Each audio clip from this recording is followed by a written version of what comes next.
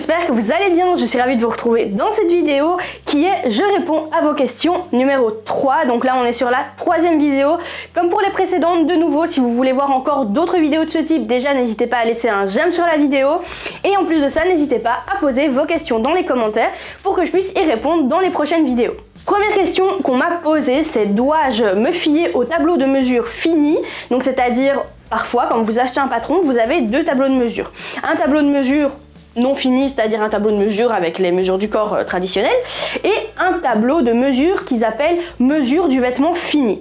Alors c'est tout simplement en fonction de comment vous voulez porter le vêtement. Si vous voulez le porter de façon oversize, c'est-à-dire en grande taille, ou vraiment que ce soit vraiment très large, vous allez peut-être vous fier plutôt à celui qui est donc du vêtement fini pour savoir à peu près au niveau du contour poitrine, contour taille, le vêtement fini, combien il va mesurer.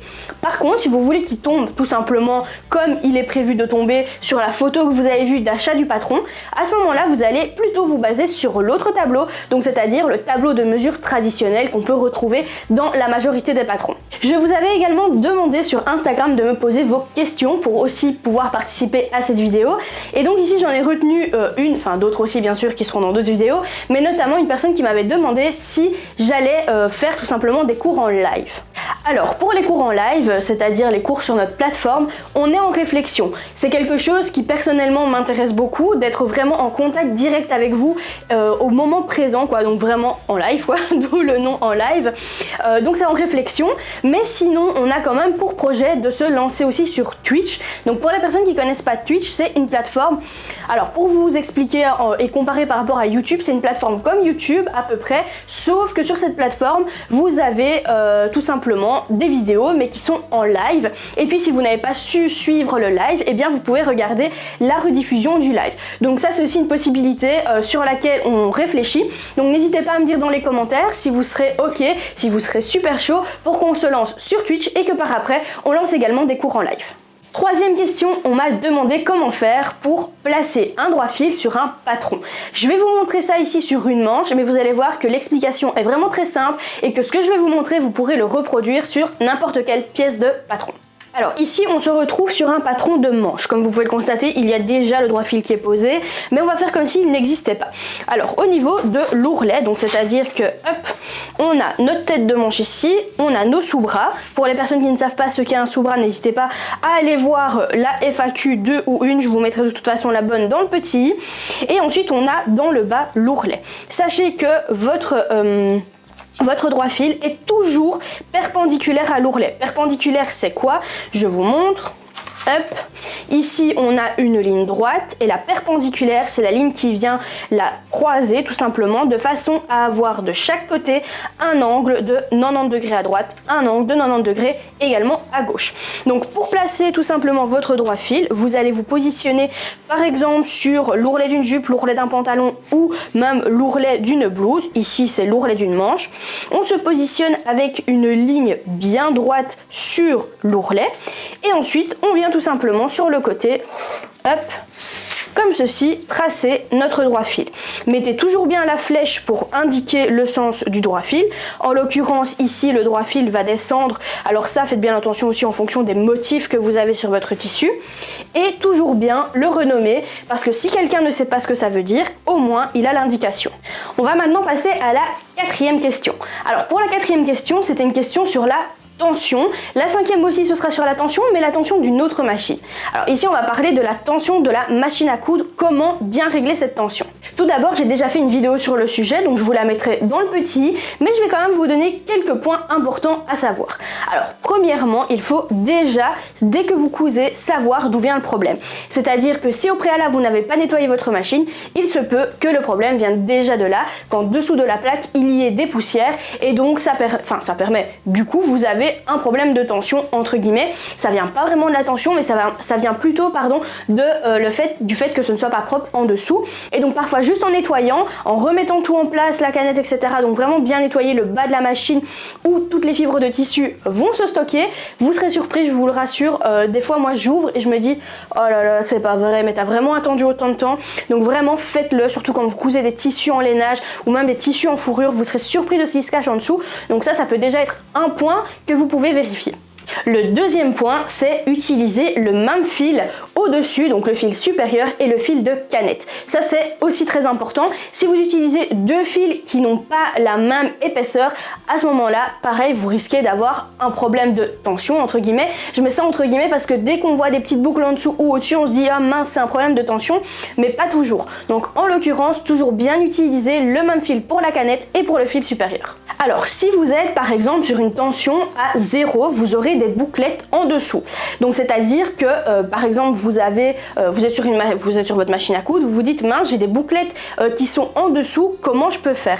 Eh bien ça veut dire que vous allez devoir augmenter, donc aller vers un chiffre plus grand pour que les bouclettes qui soient en dessous puissent remonter. Je vais vous mettre des photos juste ici pour que vous voyez la différence et se placer correctement au centre du tissu.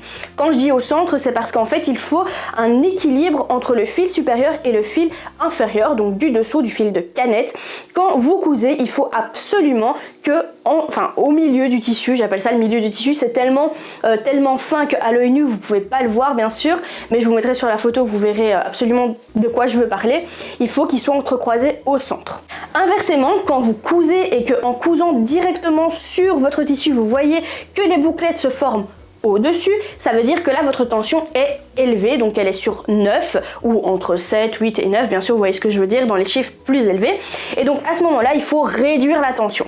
Donc n'hésitez pas surtout à faire des tests au préalable. Dans la vidéo que je vous mettrai dans le petit, comme je vous l'ai dit il y a quelques instants, je vous montre comment procéder par rapport à l'exercice, je vous donne encore plus d'explications en détail, donc n'hésitez pas à aller la voir, et si vous avez encore des questions, vous pouvez toujours les poser dans les commentaires.